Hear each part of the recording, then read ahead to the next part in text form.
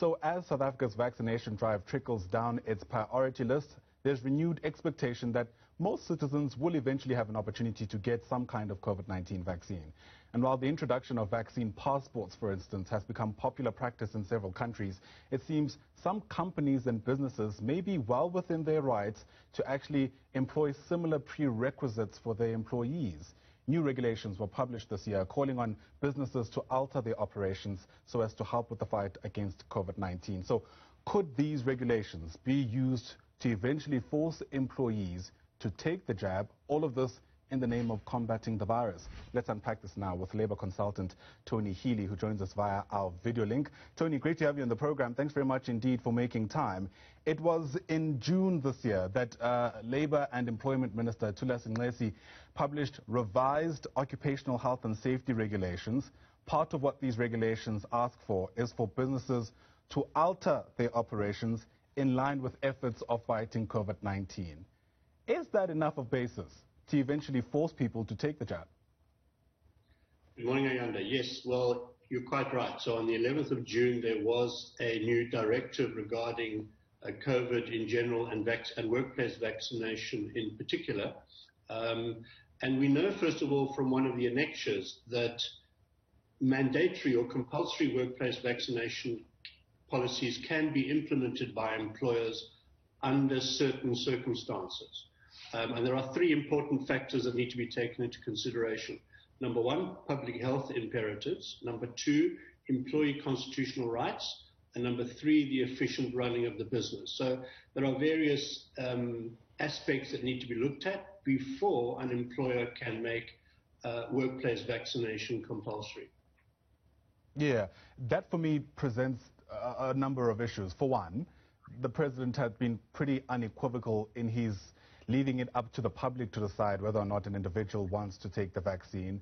On the face of it, if employers use this regulation to force employees to take the jab, it feels counterintuitive to what the president had been clear about.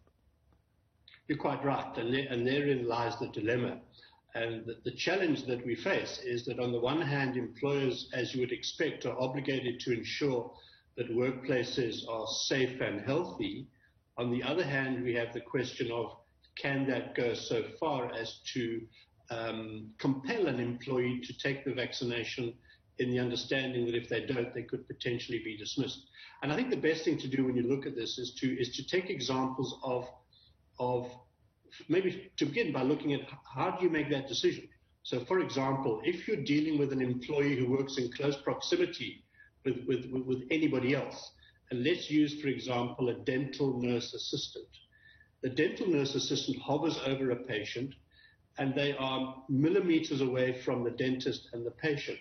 So, for example, because there's a potential of infection or transmission, a heightened hazardous risk of infection and transmission, it's quite possible that an employer could say to a dental nurse, vaccination is therefore compulsory. However, on the other hand, if you take someone who's working on an open coal mine in the middle of nowhere, many meters away from anybody else, then the employer would not be able to make vaccination mandatory for that individual. So you've got to look at the risks associated with each particular job type. Yeah, that to me sounds like a level of discrimination. Are we in the realm of now having to speak about what is just and unjust discrimination, all in the name, of course, of fighting COVID-19?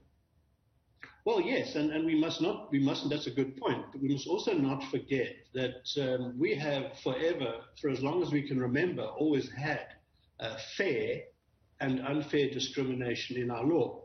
For example, it would be, you could discriminate against a job applicant who's colorblind applying to be an electrician.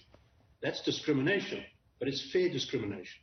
So when it comes to workplace vaccination, it could be argued, and it will be argued by many employers, that there are certain types of jobs that are so hazardous when it comes to the potential for transmission of the virus or infection that it warrants making vaccination for that particular job compulsory. I mean, another example that's very much topical at the moment is the whole question of cashiers in retail stores. because there's multi-touch. It's a multi-touch environment. And there's great debate at the moment around whether a retailer can say, you know what, I need to make vaccination for my cashiers compulsory because they are high risk. It's hazardous. It's a multi-touch environment. They're coming into close contact with other persons around them throughout their shift. And having said that, to be honest, we're right at the beginning of this process.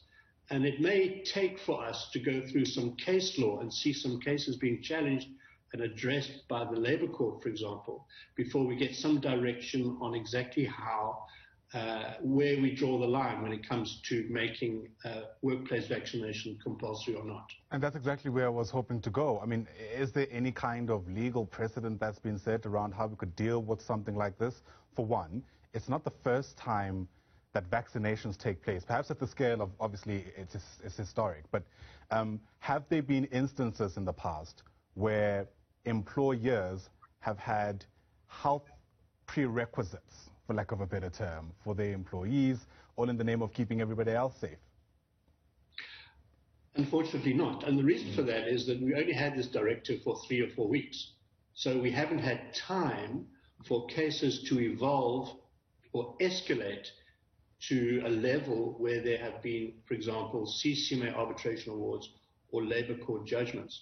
And, you know, and that, another reason why that question is so important is very few employers want to be the test case because there's going to be a test case or 2 or 3 or 10. And nobody wants to be that test case because it's such a sensitive subject.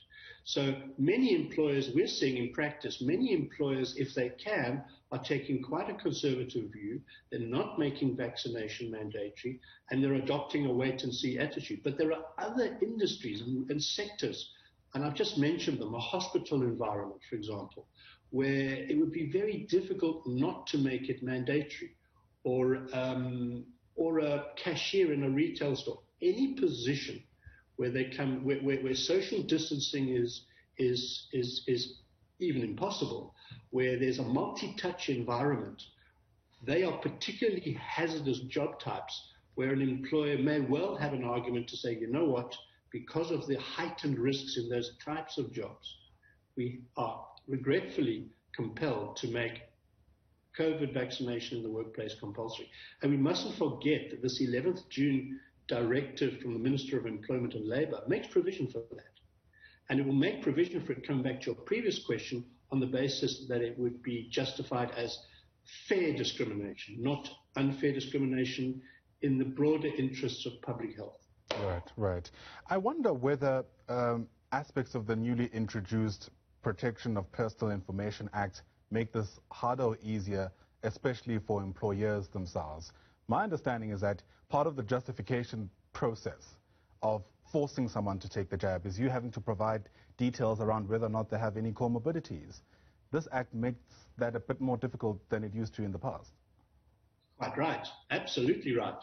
Because now we're seeing a new POPI Act being introduced almost simultaneously with these new directives. So we have to see as time goes by how they're going to interact with one another and see the extent to which, for example, as you rightly raised, a potential scenario whereby an employee says, you know what, I'm not willing to, for my own valid reasons, share my comorbidity circumstances with you. And that will present an employer with a different set of challenges. And all of these are complications which need to be worked through. And it's really very early days. It's less than a month ago that this directive was released. And I can assure you, we see it in practice every day. Employers, trade unions, employees are really grappling with this. It's an interesting aspect of labour law. Thanks very much indeed for helping us worm our way through the legalese. Labour consultant there, Tony Healy. Thanks very much indeed.